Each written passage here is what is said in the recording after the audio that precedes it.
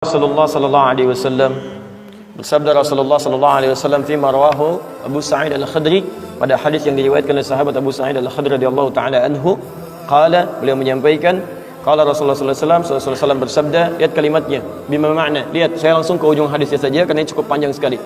Hatta idza khalasal muslimuna hatta idza khalasal mu'minuna minan nar, sampai ketika orang-orang beriman diselesaikan urusannya dari neraka, maksudnya hisab. Ya, saat dihisab dan dipisahkan nih, orang beriman semua sudah masuk surga, siap masuk surga semua. Ya. Yang buruk-buruk masuk neraka, dah masuk ke neraka. Jadi kalau amalan anda misalnya 50,001%, masya Allah, maka anda masuk ke dalam surga insya Allah. Lebih banyak amal baiknya. Tapi kalau amalan jelek anda misalnya 50,001%, amal baiknya 49,99, masuk ke mana? Ke neraka. Walaupun cuma 0,01%. Yang jadi masalah sekarang 50%, amal baik 50, amal jelek 50. Masuk ke mana? Taib. Nah itu belum ke surga dan tidak ke neraka. Lihat kalimat saya, belum ke surga, tidak ke neraka. Disimpan di tempat yang tinggi, yang bisa teramati keduanya. Bisa melihat ke surga, bisa terdengar jerit neraka. Kalau lihat udah nggak kuat ke neraka. Terdengar jerit neraka. Yaitu disebut dengan A'raf namanya, tempat tinggi yang bisa melihat keduanya, disebut A'raf. Ya, makanya ada Quran surah Al-A'raf, anda baca dari ayat 45-nya sampai dengan ayat ke-50-nya. Ada ashabul A'raf yang belum ke surga dan sangat ketakutan mendengar jerit-jerit neraka sehingga ingin mengharapkan rahmat Allah Subhanahu wa taala. Dia akan ditempatkan di situ di tengah-tengah nanti sampai selesai hisab. Begitu selesai hisab, dia memohon rahmat Allah, diberikan rahmat Allah, baru kemudian dimasukkan ke dalam surga. Kalau hisabnya misalnya berlangsung selama sehari, maka 1000 tahun dia nunggu di situ. Tayyib. Hatta idza khalasal mu'minuna minan nar, sampai ketika orang-orang beriman itu ya, mulai diselesaikan dari urusan nerakanya. Tayyib, sudah mulai masuk ke dalam surga. Ini sudah selesai, mau masuk ke dalam neraka. Dan dimasukkan, masuk semuanya. Apa yang terjadi? Ma minkum min ahadin bi ashaddi munashadatan lillahi fi istiqsa'il haqqi li ikhwanihi tayyib minal mu'minina lillahi minal mu'minin. Anda tidak akan temukan pada saat itu situasi saat orang-orang beriman akan masuk ke dalam surganya, sementara yang neraka sudah dihukum di situ, sudah banyak yang dihukum, sudah macam-macam masuk. Ini sudah mulai mau selesai, tiba-tiba ada orang-orang yang mengadu kepada Allah Subhanahu wa taala, memohon dengan sangat. Nabi katakan, Anda tidak akan pernah temukan orang yang paling banyak kuat permohonannya kepada Allah, memelas dengan tulus. Asyaddu munasyadatan. Munasyadah itu sesuatu yang dimohonkan dengan sangat. Ya Allah, mohon ya Allah. Mohon ya Allah. Fawalladzi nafsi biyadi, sampai Nabi berkata, maka demi Allah yang jiwaku ada di tangannya. Ini Nabi bersumpah dengan jiwanya.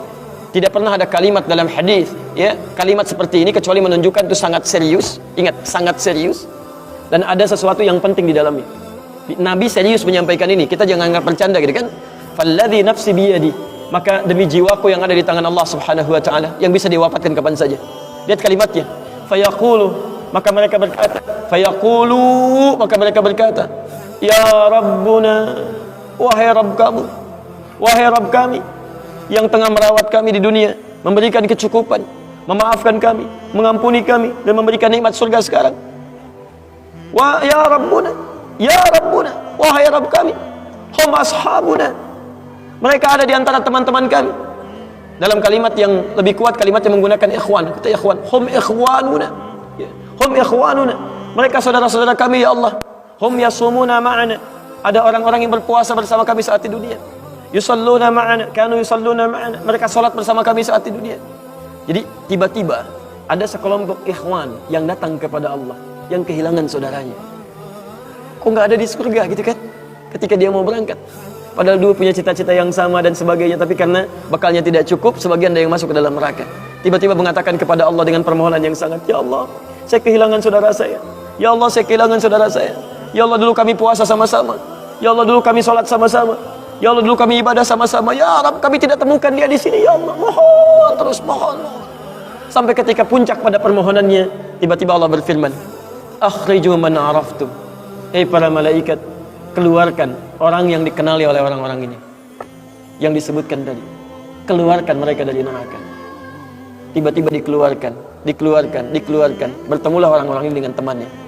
Sampai Allah kemudian dengan rahmatnya katakan lagi, akhriju man kana fi qalbihi mithqala dzarratin minal iman. Keluarkan sampai yang ada titik terkecil iman dalam hatinya, keluarkan dari neraka. Bahkan hadis ini ada di Al-Bukhari nanti, ya ada di Al-Bukhari nomor hadis ke-14, posisi paling kiri sebelah bawah, ya, tayyib. Sampai mereka kemudian dikeluarkan dalam keadaan gosong, sudah mulai terbakar habis dan dimasukkan ke dalam surga kemudian. Setelah selesai hisabnya di dalam nerakanya, dikeluarkan dari situ.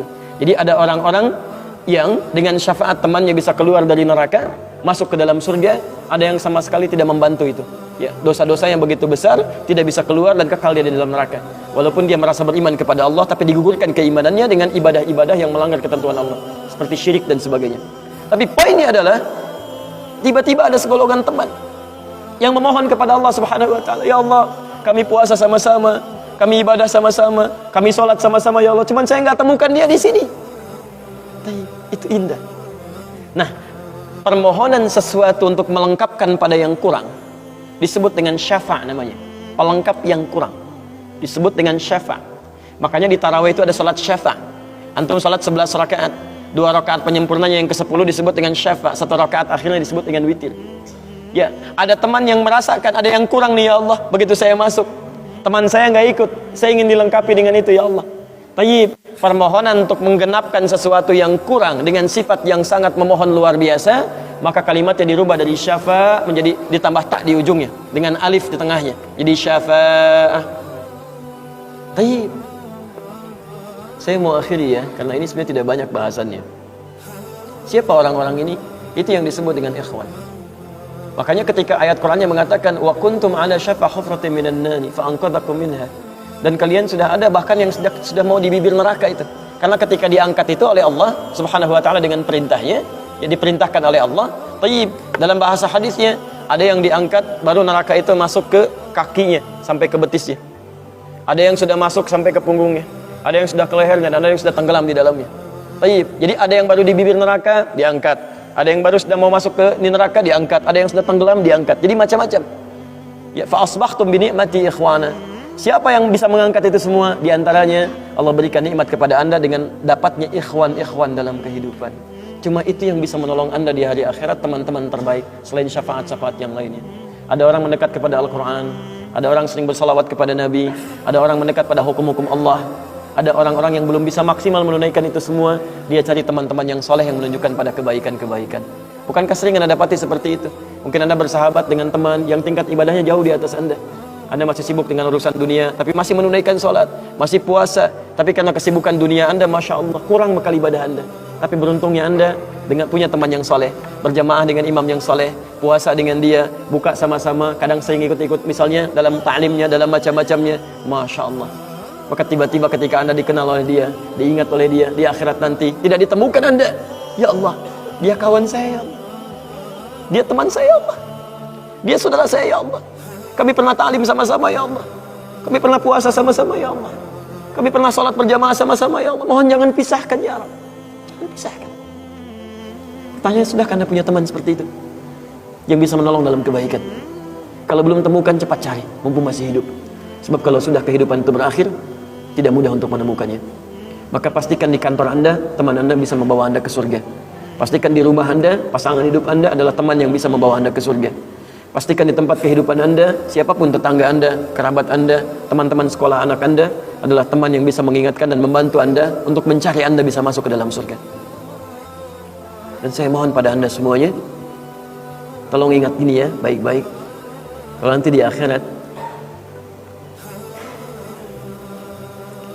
Anda tidak temukan saya di surga, tolong ingatkan kepada Allah, saya pernah ada di sini, saya pernah ada di sini. Tolong ingatkan. Kalau antum di akhirat nanti tidak temukan saya di surga, tolong ingatkan. Ya Allah, mohon ya Allah, Adi Hidayat pernah mengajar saya dan mengingatkan saya di sini. Ya. Subhanakallahumma wa bihamdika asyhadu an la ilaha illa anta astaghfiruka wa atubu ilaik. Wa akhiru da'wana alhamdulillahi rabbil alamin. Assalamualaikum warahmatullahi wabarakatuh.